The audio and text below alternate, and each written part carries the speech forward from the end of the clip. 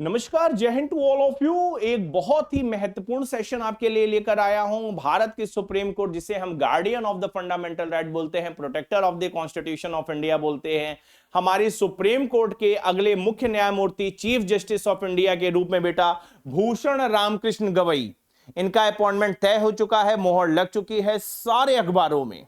52nd chief justice of India के रूप में एक ही नाम है, जस्टिस बी आर गवई का। जस्टिस बी आर गवई पहली बार 2003 में बॉम्बे हाई कोर्ट में एज अ जज ज्वाइन करते हैं। 1985 से इनकी प्रैक्टिस की शुरुआत होती है। 2019 में सुप्रीम कोर्ट में एज अ जज एलिवेट होते हैं और आज का दिन मैं आपसे मुखातिब हूं। चीफ जस्टिस ऑफ इंडिया के रूप में हम बी आर गवई जी के नाम को ले रहे हैं। बी आर गवई जी के लिए एक विषय और भी अत्यंत है, महत्वपूर्ण है, जानना जरूरी है। बी आर गवई अब तक के भारत के इतिहास में दूसरे दलित मुख्य न्यायमूर्ति होंगे। आप कहेंगे सर इसमें कौन सी बड़ी बात है, आप क्यों दलित शब्द का यूज कर रहे हैं? जरूरी है ये जानना। जरूरी इसलिए जानना है क्योंकि हमारे देश के संविधान का बेसिक स्ट्रक्चर है सामाजिक न्याय, सोशल जस्टिस। और सोशल जस्टिस ये इंश्योर करता है कि जो कभी बहुत डेप्राइव रहे हो, वल्नरेबल रहे हो, वो भी संवैधानिक ताकत से, अपनी मेरिट से इस देश के जो सबसे ताकतवर पद है उसको सुशोभित कर सकते हैं। Justice B R Gavai, chief justice of India. हमारा संविधान इक्वल अपॉर्चुनिटी, फुलेस्ट ओकेजन देता है हर व्यक्ति को, इसके प्रत्यक्ष गवाह हैं। इसलिए हमारे और आपके लिए यह सोर्स ऑफ मोटिवेशन है कि दलित मुख्य न्यायमूर्ति के रूप में पहले कौन थे बेटा? चीफ जस्टिस के रूप में बालाकृष्णन साहब, जिन्होंने मंडल कमीशन का केस दिया, Ashok Kumar Thakur versus union of India, Bellary mining का case.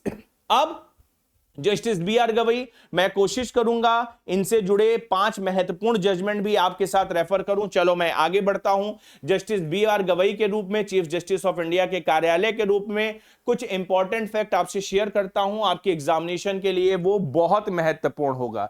Justice B R Gavai का बेटा कैरियर बेहतरीन है, मैं आपको आगे बताऊंगा। पहले मैं पढ़ता हूं, आप मेरे साथ आगे बढ़ो। जो भी बताऊंगा वो आपके एग्जामिनेशन पर्सपेक्टिव से बहुत ही रेलिवेंट है, ठीक है? मैं शुरू करता हूं। मैंने आपके लिए क्या लिखा? The Chief justice of India, the Chief justice of India is appointed by the president. Point number 1, सबसे महत्वपूर्ण विषय है, एग्जामिनेशन में पूछा जाएगा। सीजीआई की नियुक्ति कौन करता है? भारत के महामहिम राष्ट्रपति, वह सीजीआई की नियुक्ति करते हैं। आगे बढ़ता हूं। The process of appointment involves consultation between the president and the current chief justice of India as well as other key official। other key official में सुप्रीम कोर्ट, हाई कोर्ट के जजेस आएंगे जो राष्ट्रपति की नजर में उपयुक्त है, उनसे पूछना। यहां पर एक शब्द है, वो शब्द है बेटा कंसल्टेशन। ये बड़ा महत्वपूर्ण है कंसल्टेशन को समझना, क्योंकि कंसल्टेशन शब्द पर बड़ा विवाद हुआ, बड़ी बहस हुई। 1977 से, मैं केस बताता हूं आपको, 1977 1977 शंकर चंद सेठ केस, ठीक है? आप गूगल कर लेना, अपनी किताबों में पढ़ लेना।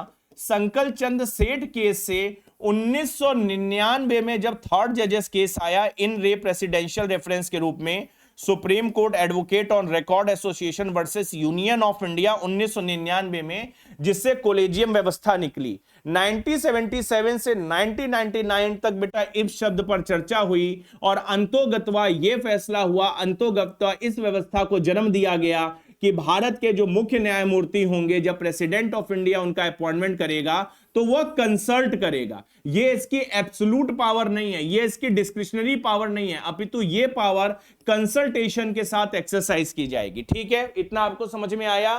कंसल्टेशन शब्द। शंकर चंद से केस, फर्स्ट जजेस case 1981 SP Gupta versus union of India. Second जजेस case Supreme Court Advocate on Record Association versus union of India 1993, और फिर 1999 जब फाइनल हो गया, ठीक है, कि कोलेजियम व्यवस्था का जन्म होगा, जिसे आप थर्ड जजेस केस के रूप में जानते हैं। पॉइंट नंबर 2, तीसरा महत्वपूर्ण विषय क्या है? The procedure is outlined in article 124 of the Indian constitution. तो ये जो पूरा प्रोसेस है बेटा, ये संविधान के किस अनुच्छेद में, कॉन्स्टिट्यूशन ऑफ इंडिया के किस आर्टिकल में मिलता है? Article number 124। आपको हमेशा याद रखना है, 124 में सीजीआई और जो दूसरे जजेस है सुप्रीम कोर्ट के, उनका अपॉइंटमेंट होता है। कुछ की स्टेप बताता हूं। सीजीआई का जो अपॉइंटमेंट होता है वो होता है बेटा कंसल्टेशन के थ्रू। आपने तमाम अखबारों में कल से ये पढ़ा होगा कि जो outgoing chief justice of India हैं उन्होंने रिकमेंड किया। तो इस प्रोटोकॉल को भी पढ़ लेते हैं, इस व्यवस्था को भी पढ़ लेते हैं। The President of India, while appointing the Chief Justice of India, is required to consult with the following individual। भैया किससे किससे कंसल्ट करेगा भारत का मुख्य न्यायमूर्ति? The Chief justice of India, point number 1। दूसरा विषय क्या है? द जजेस of the Supreme Court, point number 2, and the जजेस of the High Court, point number 3, as the President deems necessary. मतलब प्रेसिडेंट को अगर नेसेसरी लगता है तो सुप्रीम कोर्ट, हाई कोर्ट के दूसरे जजेस से पूछेगा, लेकिन outgoing chief justice of India की रिकमेंडेशन बहुत जरूरी है। Recommendation by the outgoing chief justice of India. So typically as per the constitutional convention, it is not written in the constitution of India, it is followed as a convention। ठीक है, तो typically the outgoing chief justice of India recommends the name of the most senior judge of the Supreme Court as the next chief justice of India। तो बेटा जो outgoing chief justice of India है वो क्या करता है? outgoing chief justice of India जो senior most judge है उसके नाम को recommend कर देता है। इसमें कोई परेशानी नहीं है, जो सीनियर मोस्ट होगा outgoing chief justice of India क्या करेगा? उसके नाम को रेकमेंड कर देगा। So basically the seniority is determined based upon the length of service as the जज। तो अब ये सीनियरिटी मैंने कहा ना, मोस्ट सीनियर जज, ये सीनियरिटी तय कैसे होगी? ये सीनियरिटी तय होगी कि कोई भी जज कितने दिनों से सुप्रीम कोर्ट का जज है। बहुत बार ऐसा होता है कि हाई कोर्ट के chief justice of high court supreme court में एलिवेट नहीं हुए और उन्हीं का जो जूनियर है उसी हाई कोर्ट में वो सुप्रीम कोर्ट में एलिवेट हो गया। तो chief justice of high court जो कभी सीनियर हुआ करते थे सुप्रीम कोर्ट में उस जज के जूनियर बन जाएंगे। सवाल ये उठता है किस जज ने सुप्रीम कोर्ट को कब ज्वाइन किया? जिस दिन ज्वाइन किया उस दिन से सीनियरिटी चालू हो जाएगी और सीनियरिटी के आधार पर ही बेटा ये तय होता है चीफ जस्टिस ऑफ इंडिया कौन बनेगा।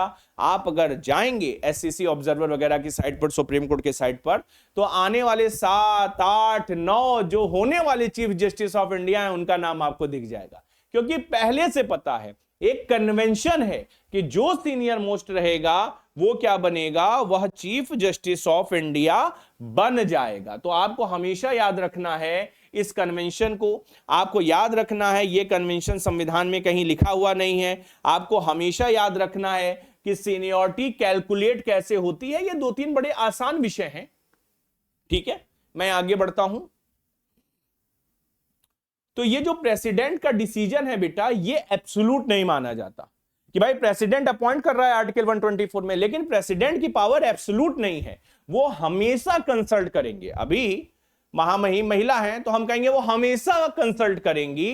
तो प्रेसिडेंट ऑफ इंडिया की ये पावर किसी जमाने में एब्सोल्यूट मानी जाती थी। जैसे संकल चंद सेठ केस, संकल चंद सेठ केस 1977 का है। भारत के सुप्रीम कोर्ट ने कहा कि जो इनका निर्णय है वो सर्वमान्य है, एब्सोल्यूट है। लेकिन आपको पता है 3 जजेस ट्रांसफर केस आए। पहला SP Gupta versus union of India, हमारे उत्तर प्रदेश के एसपी गुप्ता 1981। फिर दूसरा केस आया supreme Court Advocate on Record Association versus union of India 1993। फिर तीसरा केस आया इन रे प्रेसिडेंशियल करके supreme Court Advocate on Record association पर, जिसने कोलेजियम व्यवस्था पर मोहर लगा दी। तो कोलेजियम व्यवस्था निकली 1993 के जजमेंट से। 1993, 1999 के जजमेंट से कोलेजियम व्यवस्था बिल्कुल जिसे कहते हैं एस्टेब्लिश हो गई। इस कोलेजियम व्यवस्था से ही बेटा ये नया लॉ निकला, एक नया प्रेसिडेंट निकला कि प्रेसिडेंट की पावर एब्सोल्यूट नहीं मानी जाएगी, अपितु प्रेसिडेंट को कंसल्ट करना है। ठीक है, मैं आगे बढ़ता हूं। ओथ ऑफ द ऑफिस, दूसरा महत्वपूर्ण विषय है। चीफ जस्टिस ऑफ इंडिया को ओथ कौन एडमिनिस्टर करेगा? तो चीफ जस्टिस ऑफ इंडिया को शपथ दिलवाई जाएगी भारत के महामहिम के द्वारा, वही महामहिम जो नियुक्ति कर रही है। न जाने कितनी बार यह सवाल प्रीलिम्स में पूछा गया है कि चीफ जस्टिस ऑफ इंडिया की ओथ का एडमिनिस्ट्रेशन प्रेसिडेंट ऑफ इंडिया करते हैं। मैं आगे बढ़ता हूं।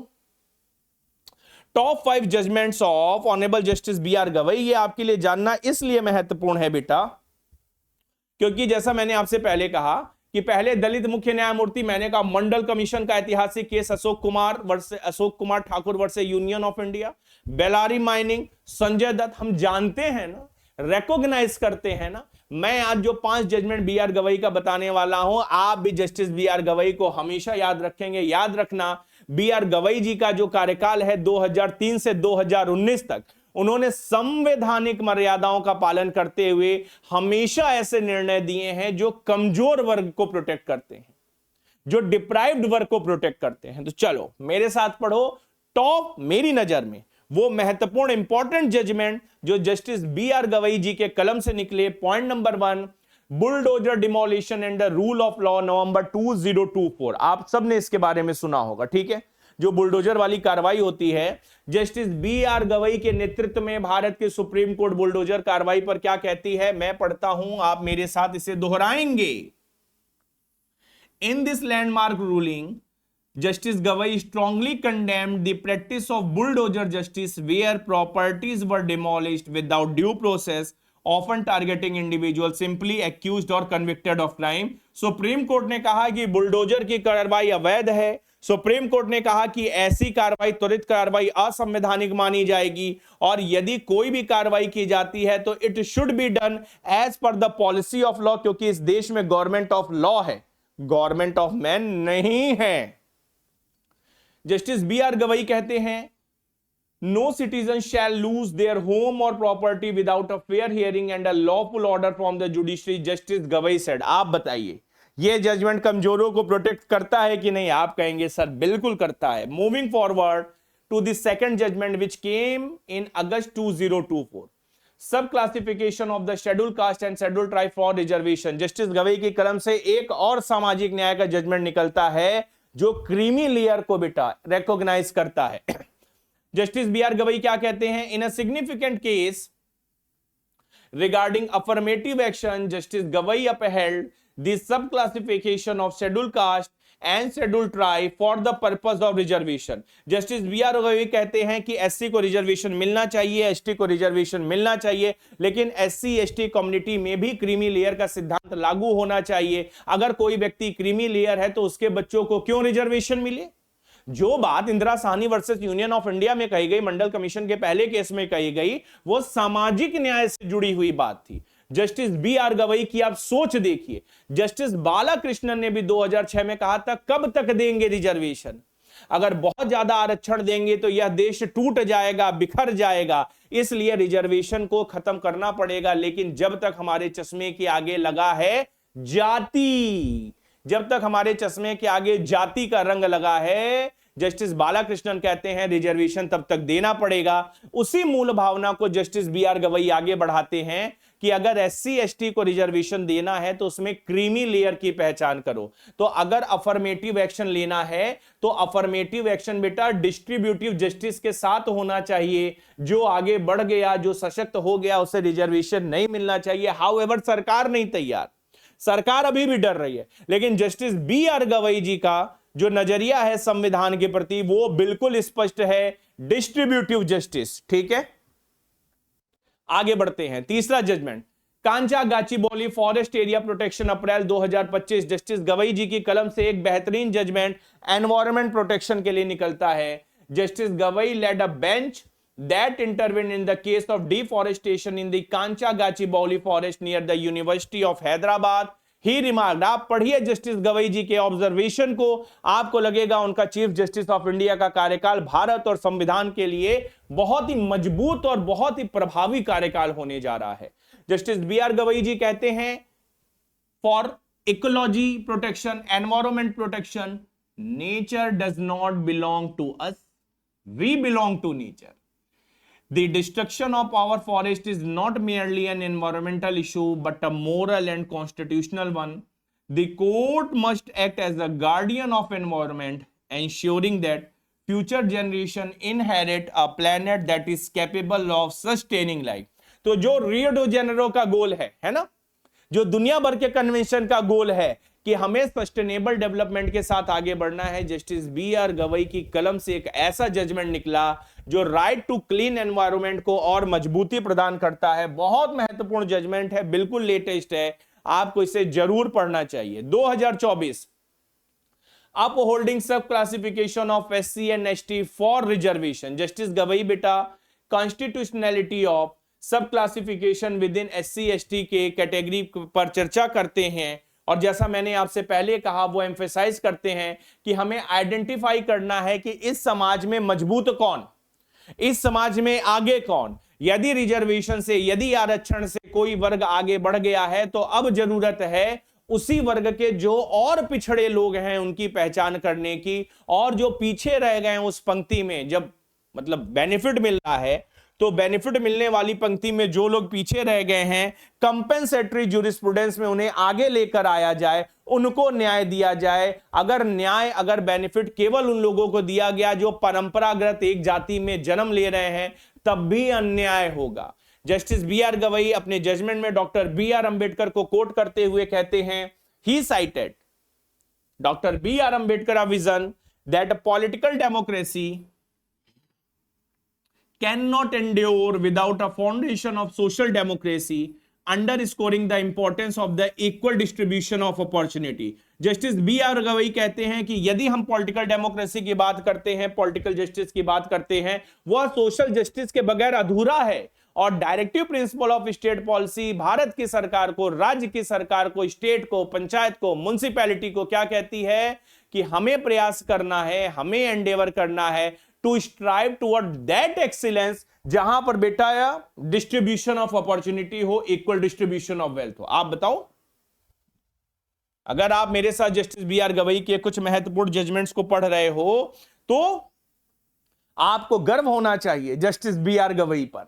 And the last, protection of the fundamental right in labour dispute 2023, in the case concerning labour right, justice Gavai made the following statement: the right to work and the right to be treated fairly are fundamental to a just society. Employer, irrespective of their stature cannot be allowed to exploit workers under the guise of the contractual agreement. The legal framework exists to ensure that those who contribute to the economy, they are not deprived of their basic human dignity। आप जब इनको पढ़ेंगे तो आपको चंद्रचूड़ जी की याद आ जाएगी, पुराने वाले चंद्रचूड़ जी, गजेंद्र गटकड़ की याद आ जाएगी आपको, क्योंकि जस्टिस बी आर गवई अपनी कलम से बेटा उनको न्याय देने का प्रयास करते हैं जो पीछे रह गए हैं, जो कमजोर हैं, जो वल्नरेबल हैं, डेप्राइव है, अंडर प्रिविलेज है। लेबर राइट पर, लेबर ज्यूरिस्प्रूडेंस आज का है, बहुत पुराना है, 1960 के दशक का है। 2023 में कहते हैं कि अगर एक मजदूर, एक लेबर का कंट्रीब्यूशन भारत की इकोनॉमी को बनाने में है तो भारत की सरकार की, भारत के कानून और संविधान की यह जरूरत है कि उसका भी ख्याल रखें, उसे अकेला न छोड़ें, उसके अधिकारों को मजबूत करें। तो मैंने कहा जस्टिस बी आर गवई का अपॉइंटमेंट सोशल जस्टिस से जुड़ा है, हमें सेलिब्रेट करना चाहिए जस्टिस बी आर गवई के अपॉइंटमेंट को। मैंने कम शब्दों में, कम समय में आपको चीफ जस्टिस ऑफ इंडिया के कार्यालय से जुड़ी, चीफ जस्टिस ऑफ इंडिया के ऑफिस से जुड़ी कुछ बेहतरीन जानकारी दी। चीफ जस्टिस ऑफ इंडिया का अपॉइंटमेंट कॉन्स्टिट्यूशनल प्रेसिडेंट के हिसाब से होता है। 2-4 उदाहरण हैं हमारे पास, जैसे एएन रे का अपॉइंटमेंट हो गया था Shelat Hegde Grover. Justice Shelat, justice Hegde, justice Grover को बाईपास करते हुए एएन रे को चीफ जस्टिस ऑफ इंडिया बना दिया गया। जस्टिस गजेंद्र गटकड़ को बना दिया गया जस्टिस इमाम को सुपरसीड करते हुए।